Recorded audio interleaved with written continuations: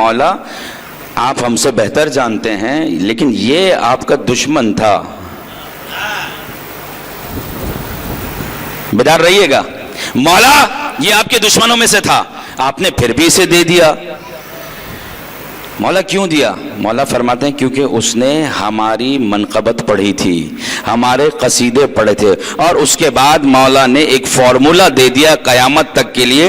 اپنے اصحاب کو دیکھ کر فرمایا کہ یاد رکھو, اور آج کے بعد کیا قیامت تک جو جو ہماری منقبت پڑھے, ہماری مجلس پڑھے, ہمارے شعر پڑھے, ہمارے لیے کچھ بیان کرے, ہم اسے دیتے رہیں گے. فرق اتنا ہے کہ یہ دشمن تھا, یہ دشمن تھا, اسے یہاں دے کے فارغ کیا, اپنوں کو یہاں بھی دیں گے وہاں بھی دیں گے.